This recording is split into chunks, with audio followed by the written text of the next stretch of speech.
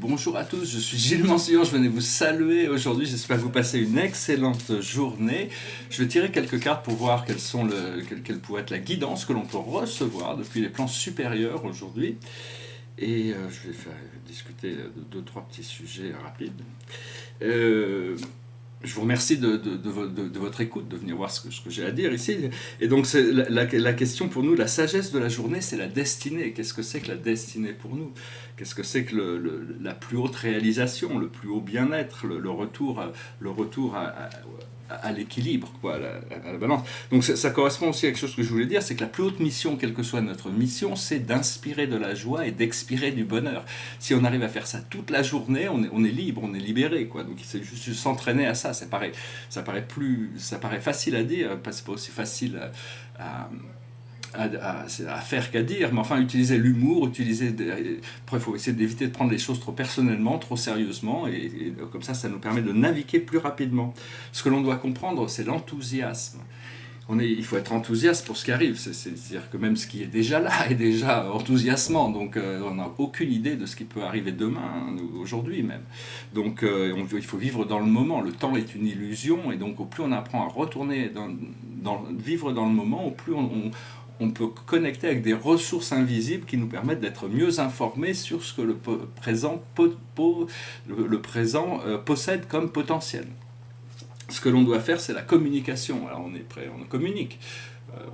Voilà, c'est comme je suis en train de communiquer là, il faut communiquer, c'est important de communiquer, c'est très important que l'humanité a besoin de se réveiller, donc toutes les opportunités qui nous sont données pour ouvrir la conscience de quelqu'un doivent être utilisées.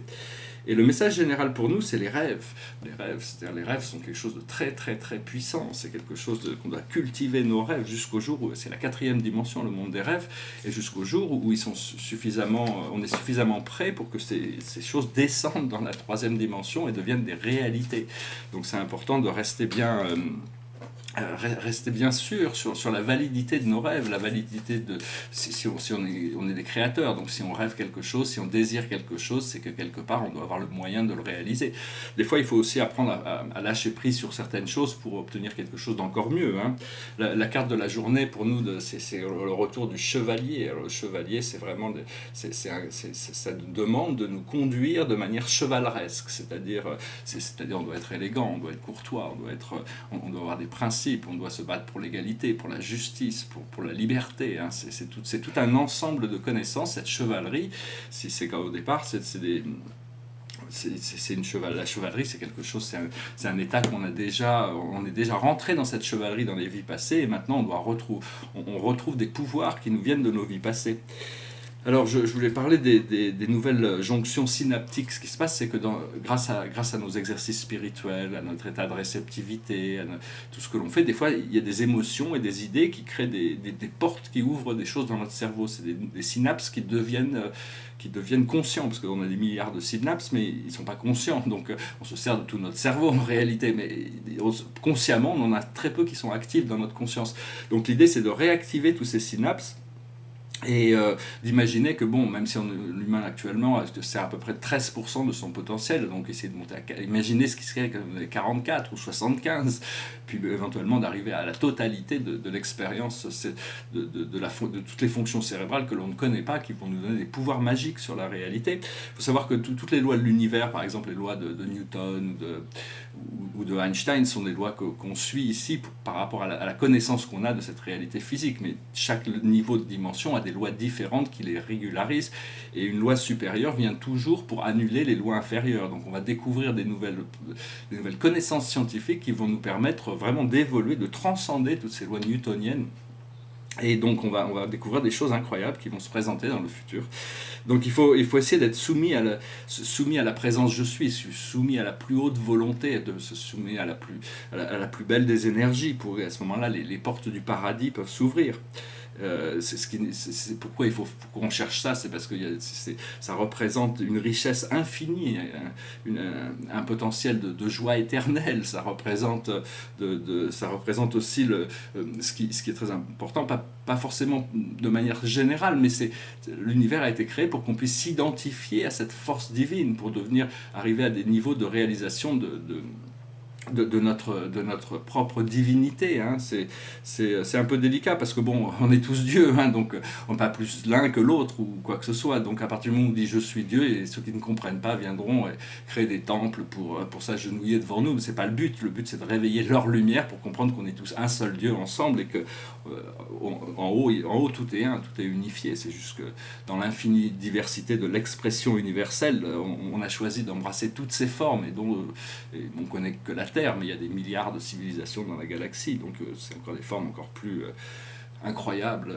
Et le centre de la galaxie représente l'endroit où on peut rencontrer le plus de présence spirituelle dans tout le cosmos. Quoi. Les 7 grands centres des super univers représentent l'endroit où on peut... Donc il faut essayer un jour de partir dans cette dimension. Cela dit, les arcturiens qui font ça, généralement, il y en a qui y vont, mais ils reviennent jamais. C'est parce qu'ils sont suffisamment évolués pour, une fois arrivés là-bas, commencer leur journée éternelle. Et donc, mais enfin, tout le monde est assez curieux par rapport au centre galactique. Quel que soit notre niveau, c'est quelque chose qu'on cherche à comprendre.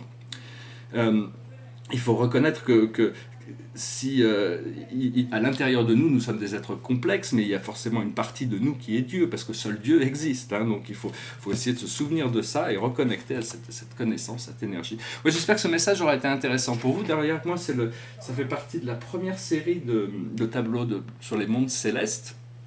Alors ça représente Edentia, c'est une planète centrale de notre constellation, on a le nom Éden.